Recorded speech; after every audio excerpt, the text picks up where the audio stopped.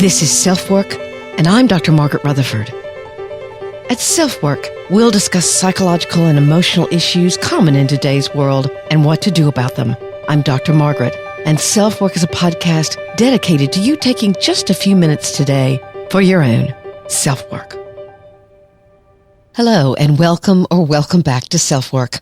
I'm Dr. Margaret Rutherford. I'm a clinical psychologist out of Fayetteville, Arkansas, and I began this podcast almost 5 years ago in order to reach really three groups of you. Those of you who are already very interested in therapy and doing the kinds of things that we're talking about in this episode, which is the Enneagram.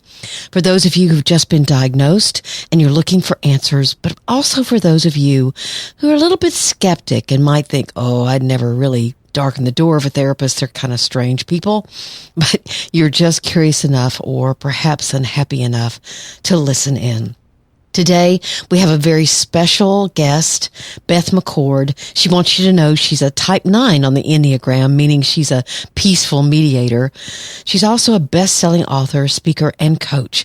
And she's very passionate about working with individuals to help them understand and interpret their own story through the Enneagram, allowing them to see that lasting change, meaningful relationships, and a life of deep purpose is possible.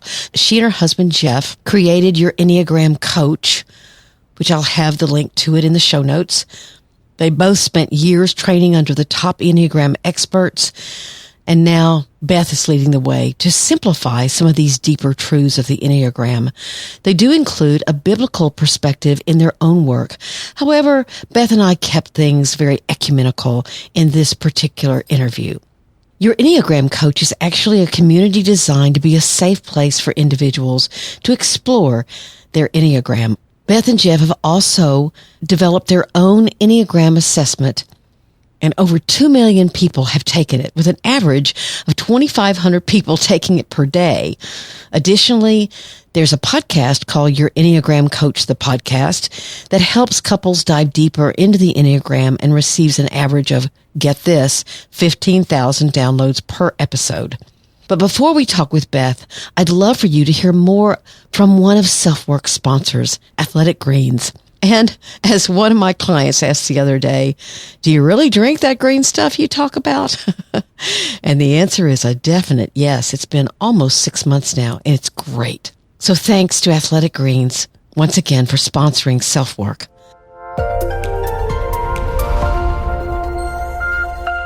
Athletic Greens came on board SelfWork now a few months ago with an offer for SelfWork listeners to try their product. And because of being a SelfWork listener, you'd receive bonus products as a gift with a subscription. I don't really know how many of you have tried it, but quite a few I can tell. And I'd love to hear from you about how you're feeling. Please email me at askdrmargaret@drmargaretrutherford.com because I'd love to share your experience here on SelfWork. So some of you are saying, what is Athletic Greens? It's a life-changing nutritional habit. Their daily all-in-one superfood power is your nutritional essential. It's by far the easiest and most delicious nutritional habit that you can add to your daily routine today and empower yourself toward better habits. And it's a lot more pleasant than eating celery, I promise you. I've never liked powdered things, but this one isn't too sweet, but also not too grainy, and I look forward to it in the morning.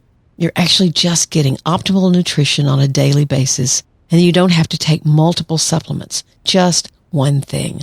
I take a scoop a day and know that I'm getting 75 vitamins, minerals, whole food source ingredients, including a multivitamin, multi-mineral, probiotic, green superfood, and more. In fact, I just had my annual OBGYN appointment, and his last words to me were, make sure you're getting enough D3, and the supplement you receive as the SelfWork bonus with the subscription contains both D3 and K2.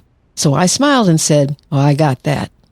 I hope you'll try it. Both my husband and I love it and have kept it up now for several months because it's making a difference. So here's the link, athleticgreens.com/selfwork. That's, of course, https://athleticgreens.com/selfwork. And I'll have that link for you in the show notes.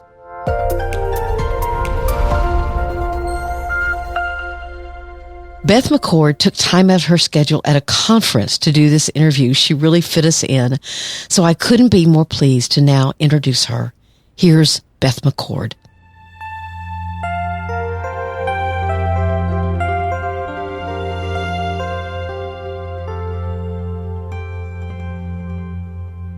Well, Beth, thank you so much for being on SelfWork today. My listeners are excited. I'm excited. I actually took the Enneagram years ago, and I think that I was not in a very good mood when I took it. I was at a conference and I was not wanting to study the material. So I said, I think I'll take the Enneagram. And I don't think I liked the result, but we're so glad to have you because I know you know the Enneagram back and forth. So I can't wait to learn from you. Oh, thanks. Yeah, it's so great to be here.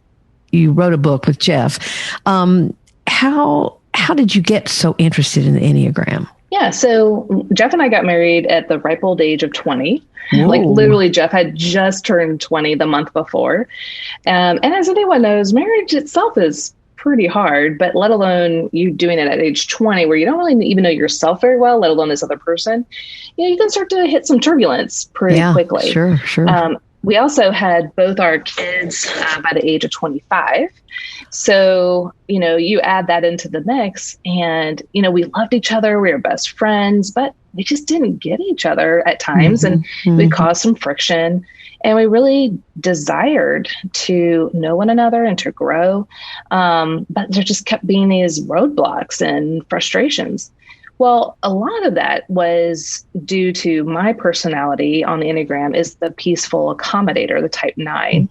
And type 9s have an internal fog. We don't know ourselves very well because our whole life we have wanted peace and harmony and inner stability. And so we go along to get along. So we'll negate ourselves, we'll deface ourselves and go along in hopes that it will calm everyone down, everyone will be okay. Well, when you do that, you kind of lose yourself in the process and not knowing it. You just think this is the way life is. This is how you do things. And so by the time I got married, he would want to know like what's going on or, what's maybe irritating me or frustrating me. And it's like, I don't know, I didn't, and it wasn't like I was trying to, evade the conversation. I just didn't have much to offer. So when we found the Enneagram when we were 26. Not a lot of insight into what really was happening with you, it sounds like. Exactly. Right. And I wanted to know, but I just didn't have the tools and the resources. And again, that fog was so thick. And so for me, what happened in 2001, we had friends introduce us to the Enneagram, and Jeff was in seminary at the time. So he kind of scanned the book, but he had a lot of other things to be reading. Yeah. So for me, even though I had little kids, I had a lot more time to just kind of look it over, and I just devoured it. And when I read the type 9, it was like reading my internal diary. And that is how spot on the Enneagram is. It's almost creepy, like, hey, who's been watching? I think that's why I think that's why I didn't like it, because I was thinking, oh no, that's not me. Got real defensive. Yeah. Well, and usually when you find your type, it's pretty uncomfortable because the Enneagram is this non-judgmental friend that is showing you the best attributes when you're healthy, but also to the darkest caverns that we can face when we're not healthy, and everything in between. So it's like, how do they know? And usually as humans, we don't look at the healthy attributes and go, yes, this is me. We usually kind of fixate and focus on those not so great qualities. And then it feels like the Enneagram is attacking you. And in fact, it's just exposing it all. Sure. And excuse me. So for me, when I found that I was a type 9, I had now vocabulary to explain what was going on in the recesses of my heart. It was almost like taking a thick fog and making it kind of cloudy. Not quite a haze yet, but I was able to navigate a little bit better, explain to Jeff a little bit better. And so it really helped us to come closer together. And then over time, as I kept learning and growing and understanding, it did become more of a haze. Now, it's something I'm going to always have to deal with. That's part of being a type 9 is not always knowing myself. And the easy inclination to go along to get along. It's just there. So I have to be very mindful of that and do my own work and learning, what do I want, and asserting my voice in a very kind and, thoughtful and in good way, but also being assertive. So that's the stuff I've had to learn along the way, but that is why it was so helpful, because it gave us an understanding of what was going on inside each of us individually, but then how it was affecting us as a couple. So why the Enneagram itself? I mean, there are other personality inventories. There's obviously the Myers-Briggs is huge for a lot of people. Why the Enneagram? Yeah. So for us, the thing about the other typologies that are out there, they are great. We love them, but they're showing you what you do, your behaviors, your outward manifestation, your preferences, which is great. The Enneagram, on the other hand, is showing you why you do what you do, why you think, feel, and behave in particular ways. And it's showing you based on your perspective of life. So think about, there's 9 basic Enneagram types now. There's lots of layers. Think about Sherman-Williams paint chips, like there's a lot of blues out there, right? Sure. So there's a lot of variations of each of the 9 types. So it's not like you're just being put in one box. But what we want to recognize with the Enneagram is it's helping you to see, think of each of the 9 types having sunglasses on, and each of the sunglasses have a different colored shade, purple, blue, green, orange. If we were all standing together, we would be seeing things very differently. Very differently, sure. But when we're with people on a day-to-day basis, we don't recognize that other people have different lenses on. We think everyone sees the world the same way we do. And therefore, when they think differently, behave differently, we get upset, frustrated, hurt, whatever, you name it. We accuse them of being colorblind is what we do. Yes, exactly. Like, how could you think that way? How dare you?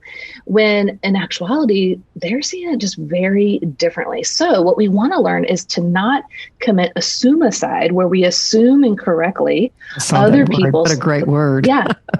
Other people's thoughts, feelings, and motives and react to that. What we want to do is pause, even if it's just for a quick second, pause and recognize they might be seeing this and interpreting it and reacting to it from a very different perspective than me. What if I ask clarifying questions? What if I get to understand where that really came from? Because if I would have said it that way, or if I would have done it that way, it would have meant this. That person, it could have been a totally different perspective. And by understanding the Enneagram to that level, you're able to, have compassion and understanding, empathy, grace, mercy, forgiveness, and ultimately love towards one another in ways that you can't without understanding how we operate. So the Enneagram takes everything at a much deeper level that really accelerates transformation and growth when people use it correctly. Now, some people use it incorrectly, and we need to remind them, don't use the Enneagram as a sword or a shield. You don't want to go, oh, you're being such a 3 or such a 5 or belittling or sarcastic or putting down. You don't want to do that, or to others, or even to yourself, like putting yourself down. Because there's so many great qualities in each type when they're healthy. They're amazing. We also don't want to use it as a shield where we're like, well, I'm a type 9 people. Sometimes I procrastinate and you're just going to have to deal with it. Like that's not going to promote any kind of growth, or for myself personally, but also in relationships, that is not going to be the way to grow a relationship. So don't use it as a sword or a shield. One of the things that I wanted to ask you about, each one of these, there are 9. Ennea actually means 9, as I read, and you list their core fear, the core desire, the core weakness, and the core longing. I thought those were really interesting. I wondered why there wasn't a core strength, though. You just used that word. And I wondered, because it says desire, not necessarily that you have a strength, but that you have a desire for certain things that you're trying to create. I just wondered about that. It was interesting to me. No, that's a great question. So the core motivations, again, are, and this is when people are looking to understand their type or find their type, you want to look at these 4 core motivations. Because again, the Enneagram is all about why you think, feel, and behave in particular ways. And these 4 core motivations is how everything, it hinges on that. Now, we do have core strengths. We do have things about us that when we're healthy, we offer the world so much, good, so much help and service, but from our perspective.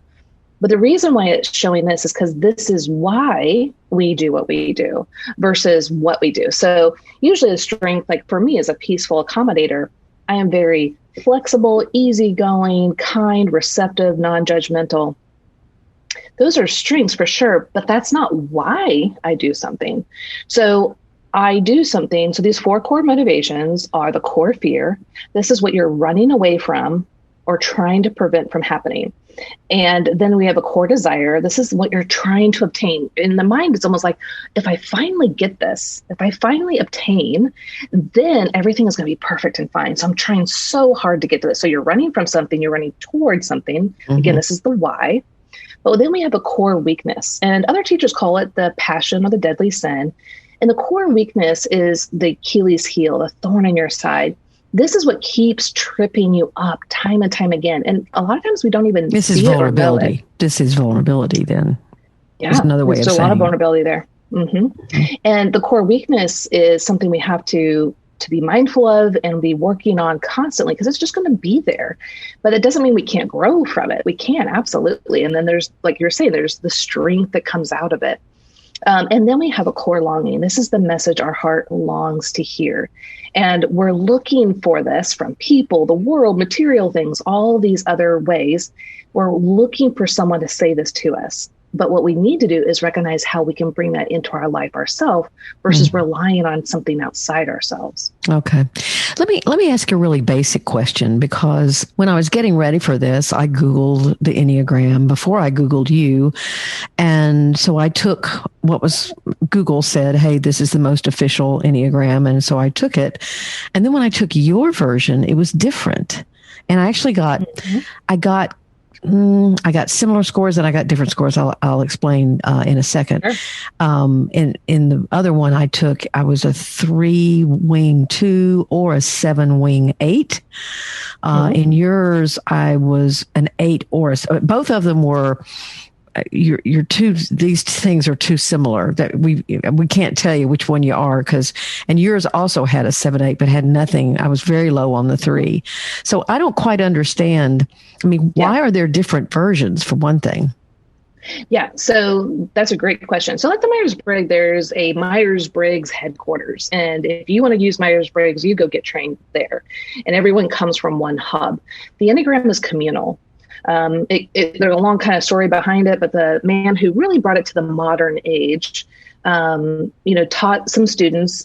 And one of the students published work based off of the training that they had gotten and had sued. And the student actually won. And what happened with that is it just opened it up for everyone to use as they kind of so please. And so that's a positive and a negative. It allows people like me who use it from a faith-based perspective to venture in that direction and to give my own view and spin on it.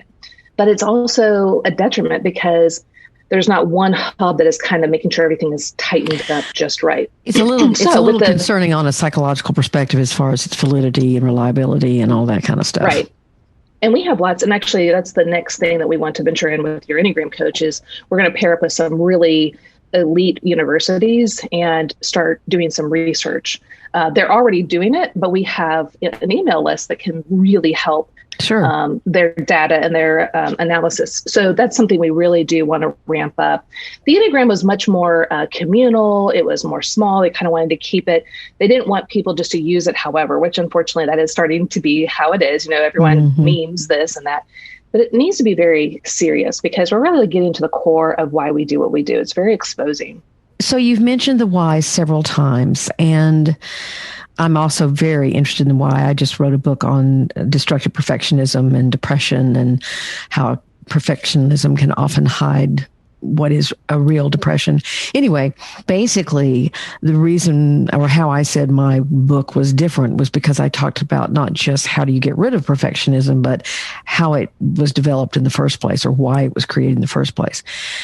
Are there theories or can you talk about it all?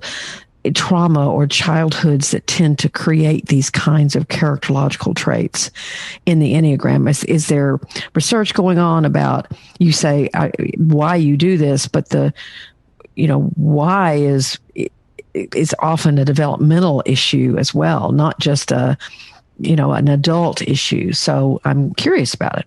Yeah, sure.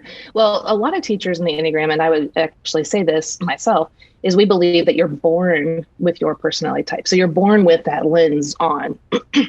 And you're seeing and interpreting the world, even as an infant, through that lens, through the energy that you perceive is going around you. And so your mind, your hardwiring is already starting to develop in these particular ways. And so why we say that is if you have a family of 10 kids or like 9 kids, and each of them have a different personality, and they experience the same trauma, they're going to react and think and behave and feel it differently. They've seen it differently, they perceive it differently, and then they react differently. And it's like, how is that? They just saw the same thing. It shouldn't it be similar? And it's not. When we talk to our siblings, we're like, what? How did you, that's not what happened. It was this way. Or how did that not upset you? Or why did that upset you? And so for us, what we would say is that you're born with your bent, your personality, and you see the world and experience it through that lens. And obviously our story, the different traumas affect us. And what's happening there is we really believe that it is affecting us, whether in a healthy to an unhealthy way. And what I mean by that is if we have a family or resources around us as we're going through those traumas or difficulties, and think of it as like you're tending a garden. And you're learning how to cultivate this garden that you have. If you have parents and a community that is giving you the tools to cultivate it correctly and to teach and train you, because there's going to be weeds, there's going to need to be pruning. But if they teach you how, it helps you to get through those predicaments or traumas in the way that's best for you. Now, if you have parents that are neglectful or they're not helpful, or they give you a snow shovel instead of a rake, this is going to be very difficult for that child to be able to navigate and to grow through those areas. You're really touching on attachment. You're touching on stable and safe attachment versus insecure or, poor or avoidant, the things that lead to problems with attachment and how that is so tied in with, again, whether you're getting a rake or a snow shovel and how safe you are in your family. So that's interesting that. Yeah. So what I would say is, so for instance, just to kind of like pull back a little bit back to the maybe you're a 3, 7, or an 8. So the 3s are constantly afraid of being a failure, being exposed as a failure. It's about their image. It's about looking good and being admired. And so for the 3, they're willing to put on a mask or a face to be whatever anyone wants to be. Whereas the type 8, then all 3 of these are go-getters. They'll get things done. But the 8 is going to do it, and they're going to do it very upfront, very blunt, direct. I am what I am. I say what I need to say. And they're not putting on a mask. In fact, they refuse to put on a mask. They don't want to be betrayed. That's what they're fearing. Is someone going to betray me or blindside me? And then the 7, they'll go get things, but it's about gluttony of experiences. They want the next fun thing and the next exciting thing. They don't want to be tied down or restricted or bored. And so if you have those 3 kids all lined up and they're experiencing some kind of trauma, they're going to interpret that trauma from a different lens. The 7s might feel that they have to be trapped in emotional pain. And that is super fearful for them to have to live in emotional pain constantly. They want to go to the next joyous thing. The 8 is going to feel they were betrayed and they're on their own. They can't trust anyone. And so they're going to go live their life as if, well, it's just me, got to do it. The 3, on the other hand, is going to be like, what did I do wrong? In the sense of, I must have done something. I didn't show value enough. Therefore, I was harmed in such a way. So I'm going to put on an even bigger mask and become whatever this person wants me to become. And so that maybe that will preclude them from hurting me again. So I'm going to achieve more. I'm going to look the part. So again, those 3 kids are coming to us the same situation, but they're going to see it and interpret and then react to it from their own point of view. That's an interesting way of looking at it. I think that's fascinating. And there are obviously a lot of people that who love the Enneagram and believe that. So I think it's an interesting kind of perspective. What about gender or gender identity? I mean, do certain genders tend to be, no, you're shaking. She's shaking no for those of you. Yeah. The Enneagram does not address gender because any of the females or males can be a type 8 or a type 5 or a type 6. Okay. Now, society, on the other hand, will dictate whether it's feminine or not feminine. So in America, it is great for a man to be an 8 and to be a go-getter and say things like they need to and be the boss, But a woman, they get a lot of pushback on that. And they unfortunately get certain names attached to it. Why? Well, that's a society thing. That is not an Enneagram thing. So what we try to do at Your Enneagram Coach is help everyone to see the beauty of each of these types, the gifting they have when they're at their healthiest. Now, the Myers-Briggs does that too a lot. Yeah. Mm-hmm. Exactly. Mm-hmm. Now, for instance, a type 4 is the emotional feeling, go into the depths. Well, that's what people in America would pretty much think, well, that's a female thing. Well, no, there are a lot of males out there that have a lot of deep feelings. I just talked with a man yesterday. Who said, I'd much rather sit under a tree and read poetry than I would, lead a corporation or something. So sure, or change a tire, it's just, sure, there are a lot of men like that. It's really society that is putting a stigma on these types and whether it's appropriate or not appropriate for a gender to be one or the other, but the Enneagram itself does not go there. What about the role of mental illness? I mean, is that at all talked about in the Enneagram? Because it's more characterological, and even in the diagnostic, I'm not a huge believer in sticking with diagnoses. By the way, I'm pretty loosey goosey about that, but I think we're actually using the diagnostic manual way too harshly and rigidly. But in the classic rubric of psychiatry and psychology, they would say there are these diagnoses that are disorders, and then there are characterological disorders, which are more about how you interact with other people. And it was interesting to me too. This is a second part of this question. So is mental illness at all woven into this way of thinking? But also I noticed this interesting kind of what's the word I'm looking for? Dichotomy between that there are 9 personality disorders, and they are in 3 clusters, and then there are 9 personality types, and they are in 3 clusters.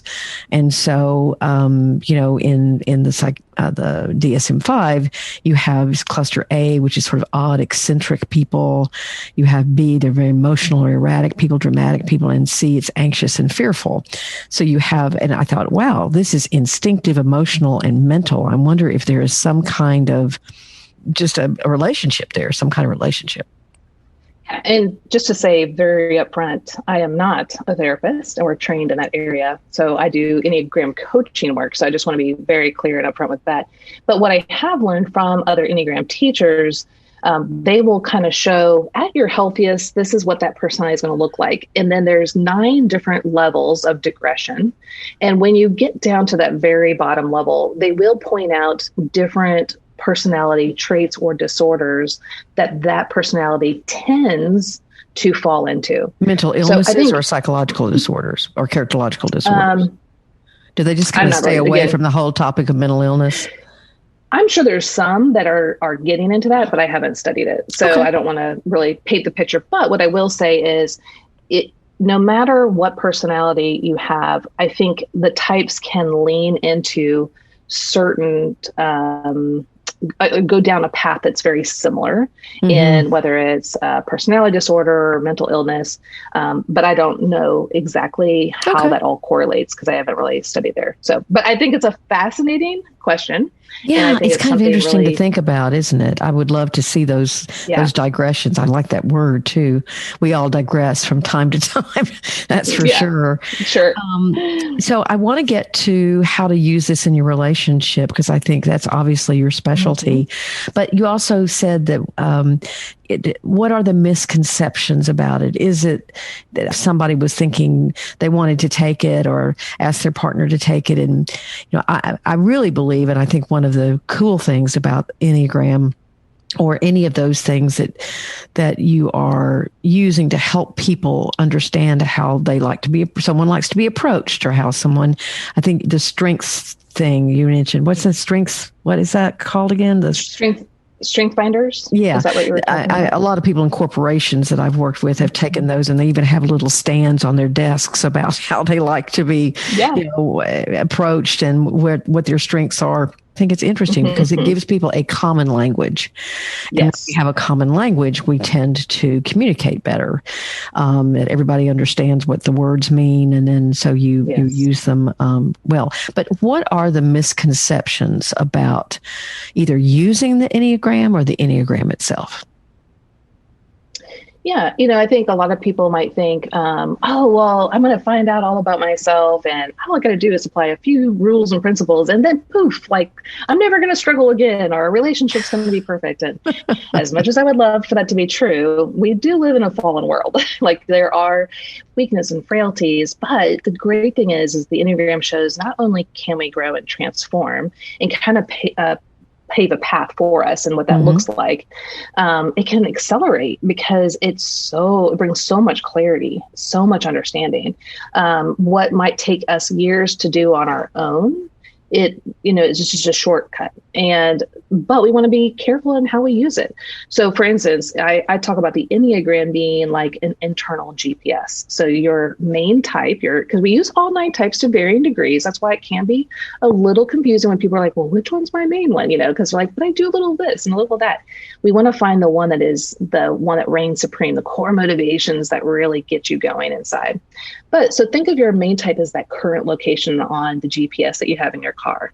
Then you have a healthiest destination. This is where you're wanting to go. Now, here we go. The Enneagram says, for me as a type 9, healthiest destination is actually waking up to myself, knowing myself, asserting myself, and going in that direction, engaging with life. Whereas the 9 typically, again, goes along to get along, the fog.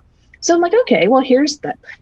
Now I know the answer. Let's just go. Well, it's not that simple. It's great to have that clarity and it's great to have that understanding, but we do tend to get distracted in the car. We fall asleep at the wheel, whatever, and we start to veer off course, right? And we start to fall into common pitfalls time and time again. And we throw up our hands and go, why is this happening again? And the Enneagram helps us to understand that our personality style, when we are not fully awake and alert and just really heading down that healthiest path, when we start to diverge over, we can use the Enneagram as that rumble strip on the highway, that wakes you up, alerts you. The Enneagram is going to say, hey, I know this feels natural to you. So for me as a type 9, I know it feels natural to go along, to get along, to try to keep the peace. It feels good and right. But you're going to end up in this pit again because those who avoid conflict create conflict, right? Yes, exactly. So now I know this, even though it feels like it's the right thing to do, I know that is not the healthiest path for me. So when I hit that rumble strip and I start to feel myself slipping over in that direction, I can be alert and awake and then bring the steering wheel back into the healthiest path. But again, the healthiest path is hard. It's transformative. It's great. But anything that we do that creates transformation, it's a risk. It takes you're going to have to take a risk. It takes courage to come out of your habitual way of responding and really try to act in a healthier way. Maybe for a 9, as you say, it's in a more assertive way. But for another one of the personalities, it would be maybe to be less assertive or not to grab so much of the attention and to be a better listener and so I can see how, I'm a therapist. I watch people recognize something as a problem and then begin to try to change it. And sure, I was thinking of that poem that I'm sure you've seen, many of us have, about the hole that you in the sidewalk, or that you walk by and you fall in it, and you walk by and you fall in it, and you walk by and you fall in it, and finally you see it, and then you go a little bit around it, and you still fall in it, and then you go all the way around it and you don't fall in it, and then you decide to go down another road. So it takes a long time to change those habits, and so that's interesting. Okay, so the path of growth for all 9 types is very different, just like you said, and that is why this is so powerful, because especially as a therapist, if you understand their core motivations and where they're going to keep falling into those common pits, you can, again, fast track, accelerate their growth by helping them to see the healthiest path. Interesting. Just to let me go quickly. There are 9 types in your rubric. Number 1 is moral perfectionist. Number 2 is a supportive advisor. Number 3 is a successful achiever. 4 is a romantic individualist. Number 5 is an investigative thinker. Number 6 is a loyal guardian. 7, an entertaining optimist. 8 is a protective challenger, and 9 is the peaceful mediator. I just wanted to make sure we name those because we mentioned some of them and not all of them. So how do you try to help couples use this for their own betterment? Yes. So we have a book called Becoming Us. So Jeff and I wrote that. We do live events around it, but we also created actually 45 courses, one for each couple type combination. Because just like I said, like as a therapist, you can kind of fast track and specialize in their personality type. Well, the same is with a couple type combination. Now, this doesn't have to be a marriage. It could be a work relationship, parent, child. Any 2 Enneagram types that come together, there's going to be friction, could be positive or negative, right? And so what we want them to understand is why. Why is this happening? So when a couple or 2 people are having friction, we want to look at why. Think of, and what we do is in the course itself, we have the infinity loop that we call the dance. Each of the types is one of those kind of circles that converge together. And inside the loop, in the infinity loops, is their core motivations. This is why they're doing what they're doing. So for instance, my husband and I, my husband's a type 6, the loyal guardian, and I'm the peaceful mediator. So for my husband, when he is ready to express something, he gets kind of passionate, he might get a little intense. It's not always necessarily negative, but as a 9, that energy feels like conflict or something's wrong. And I might start to shut down. Well, one of his core fears is abandonment, to not have guidance, to not have support. And so you can see immediately you're guarding something that's not there anymore. Yeah. So even if it's emotionally shutting down, maybe I'm still present, but I'm emotionally shutting down. He can sense that, and it immediately triggers his greatest fear of abandonment. Now, what happens for him is he starts to get bigger and more, intense and like the pursuer. Well, because he's thinking, no, let's fix this. Let's work this out. Let's, connect. Let's have security. But all I feel is the energy of conflict. And so I want to shut down more, and maybe I'll start to physically leave the situation, and around the dance goes. So the infinity loop, around and around, unless we recognize what's going on. We don't assume incorrectly, assume aside, and we ask clarifying questions, and we support one another. So now when he told me, when I do that, he feels abandoned. I'm like, oh my gosh, I don't want you to feel that. That's not at all what I'm trying to do. I just feel overwhelmed and kind of scared. Not because he's not big. It's just, that's my internal fear. Mm-hmm. Now I can say, hey, I'm starting to get disorganized inside. I'm overwhelmed. I feel like I need to leave the situation or not engage. Can you give me 15 or 20 minutes just to kind of calm down internally? I'm still for you and us, even though maybe we're starting to get in a disagreement, but I'm for you. Can you give me that space? Well, that changes the whole dynamic. Now, I don't need him to say that to me because that's not my thing. What I need from him is to lower the volume or the intensity or the passion, not because that is wrong of him, but how it lands on me. It causes certain things. So the Enneagram is going to help you to understand what's going on and why it's going on so that you can pivot and change how you're relating to one another. So what is up with you now? What's on the agenda? You have a book, you have these courses, and what else is going on? Yeah, so we have anywhere from Discovering You that helps people to discover their Enneagram type and understand the nuances in a very easy to understand format. That's Discovering You, all the way to our Become an Enneagram Coach course. So we help just coaches, therapists, ministry workers, and businesses to understand the nuances of those that they're working with, and to how to coach them, how to use it in therapy. So our Become an Enneagram Coach course is also really what we're passionate about. We have over 1,300 coaches in 20 plus countries that are that are really utilizing and accessing this to help enhance growth, whether individuals, couples, families, teams. And so that's what we're really passionate about. And so we, again, have anything from the beginner course all the way up to become an Enneagram and coach. That's what we're really passionate about. Course. That's a faith-based course. It is a faith-based course. Yes. Yeah. We do have tools and resources that they can use with others that are not Christians. But the training itself comes from a Christian perspective. Okay. Well, we wanted to make sure people realize that because, you may or may not be a Christian. And so that you don't want to go to the site and go, oops, not for me. Exactly. So I really appreciate you making that distinct. And it still might be interesting to you, even if you don't. Yeah, it's welcome. As a Christian. It's welcome to anyone. Right. Sure, yeah, it's welcome to all. Sure, of course. Well, I want to thank you so much. And you're at a conference. Guys, she's at a conference and she took time out to be with us on SelfWork. So thank you so very, very much. Thank you for doing this work in the world. Yes, and thank you for being on SelfWork. And I wish you more than well. And she's from Nashville. So any of you who are in Nashville, you might look to hear her speak or want her to speak at for your organization. You can, what is your website? Yep, Your EnneagramCoach.com. Your EnneagramCoach.com. Thanks so much, Beth. Have a great day. Thank you, you too.